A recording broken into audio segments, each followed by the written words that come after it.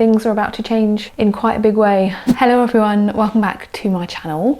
My name's Holly. You may remember me as that lady you used to watch on YouTube who talked in quite a soft-spoken way about her illustration career. I used to make videos quite regularly, but as it stands, I haven't made one since July of 2021. I took an unintentional, pretty long break, but I'm back today and I'm feeling hopeful and ambitious that I might be able to get back into making YouTube videos because I've really missed being on this platform. Although I do think I really needed to take a step back, figure out what I wanted to do on my return, which I've done. But before I talk about my plans for my return to YouTube, I thought I would just fill you in on what I've been up to since I've been away. Since my last video back in July, I have worked on a couple of nature board games which will be out soon. I've also been continuing my work with the Dog Park board game. It's been published by an indie board game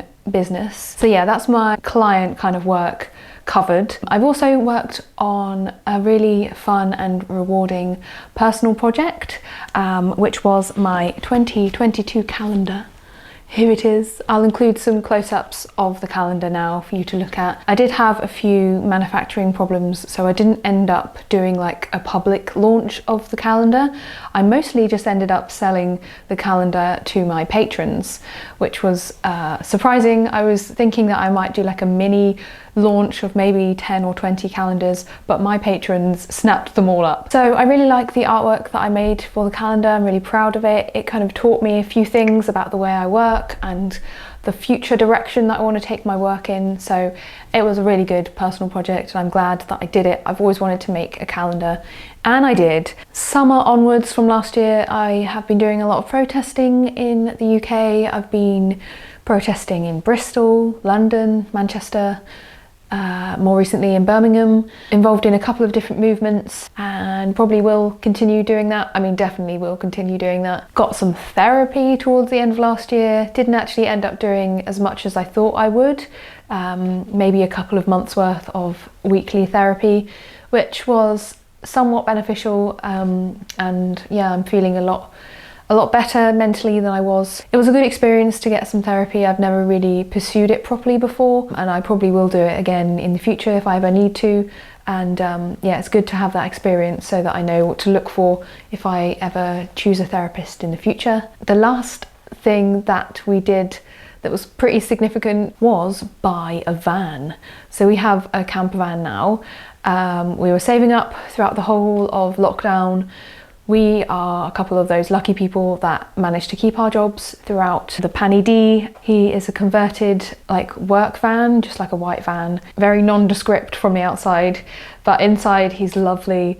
We bought him from a couple who had lived in the van full-time for a couple of years and travelled around Europe. They have built him out so beautifully inside, better than we ever could have done ourselves, because we did consider that at one point, whether we wanted to do a van build from scratch, but neither of us are very good at that kind of thing. We're not very practical, so it would have been a struggle. So when we found this particular van, we instantly both were just like, that's perfect, and we'll see if we can make the steps to purchase it, and we did. I've not seen the van very much actually since then because it's actually parked on Craig's parents' drive because it's not, where we live is not so safe to have vans parked out on the main road, so he's nice and safe tucked up with his grandparents. I really can't wait to travel more in the van. The van isn't just going to be something that we travel with on holidays. It's actually going to be our home. So that's the big news that I've come back to YouTube with, is that we are both going to be trying van life for a little while, a couple of years probably. That's our plan, is for it to last a couple of years. It might last longer, who knows. Some big things are going to be changing in our life in a couple of months' time. So my husband has quit his job and then he will be helping me with my art business as I transition to being an artist on the road, so like a nomadic illustrator. It's going to be so different and I'm really excited about it. Kind of equal parts excited, equal parts nervous, because obviously I've never done anything like this before and I don't really know what to expect. And there's only so much that YouTube videos can prepare you for when it comes to living in the back of a vehicle. I guess my studio vlogs, which I would love to make, are going to be different because they'll be filmed in the back of a van. I have a desk. It's actually our desk slash dining table slash everything table, but it should be like a nice little work setup. And yeah, I'm going to be continuing my art business from there. So I'll be documenting that, sharing a bit of that on YouTube. I'm going to be mostly sharing our travels and a bit more kind of like in-depth via Patreon, because I've really enjoyed using Patreon as a platform that feels a bit more kind of secluded. I feel like I've become a bit more of a private person as I've got older. Basically just trying to find that balance at the moment with returning to YouTube, but also keeping some of that back and not oversharing, because I think I have a little bit of a tendency to overshare stuff and be maybe a bit more vulnerable on this platform than in hindsight I should have been. So yeah, I think it's just like a getting older thing. I'm just becoming slightly more private as a person. I think a lot of van life type stuff can be quite aspirational online. Well, it definitely is aspirational, and with that comes a level of unrealistic expectations, or maybe a bit of comparison between like the life you're living and the life you're seeing other people lead online. And I just don't really want to go down that route too much. We've obviously been quite lucky to be able to keep our jobs and save some money and get this van and make this decision to change our life in this way. But I'm sure it's not going to be out without its struggles as well. And I just don't want to be like, we're doing this and it's perfect and it's amazing and we're living the ideal lifestyle. Because I know there's going to be some days where it's going to be really hard and not glamorous at all.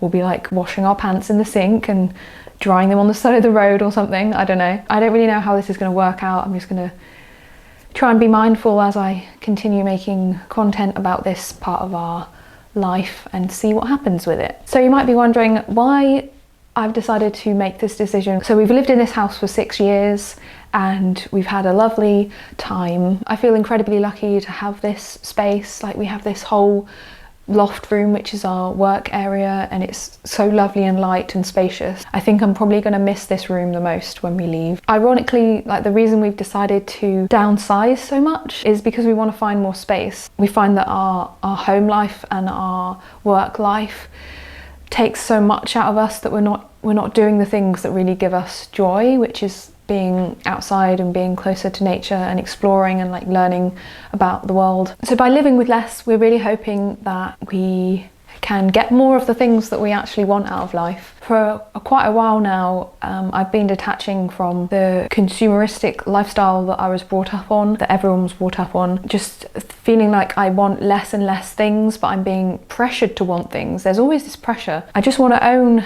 the things that I need on a day-to-day basis and nothing more. So I'm really hoping that van life is going to teach us how to live with much less, because we want to live a slower and simpler life long term, whether we're in a van or in a house. I think we're both ready for a bit of a challenge as well. That's another reason why we want to try this lifestyle. I want to be challenged every day. I think it will help me become a braver person. I find with my life here, the weeks can go by and all I'm doing is putting my head down and working, and I'm not doing anything that is helping me grow or learn or become more of the person that I want to be. I think the longer I spend in the house, the more fearful I become of going out, and it's like kind of like a vicious cycle.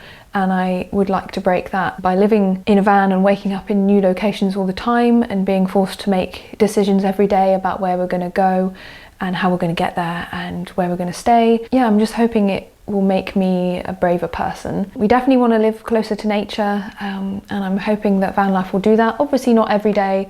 There'll be some days where we wake up and we're stealth camped in a car park or something, and it's obviously not going to be idyllic and beautiful every day. Obviously with Craig quitting his job, we need to be living with less money than we do right now, because we'll be just living off my income exclusively, which isn't really nerve-wracking, by the way. I think I've lived with that security blanket of knowing that Craig's job can pick up the slack if I have months where I don't earn as much as a freelancer, but now it's my responsibility to keep earning enough that we can pay for our expenses on a monthly basis. Trying to live two people on one artist's income means that you have to do things a bit unconventionally sometimes.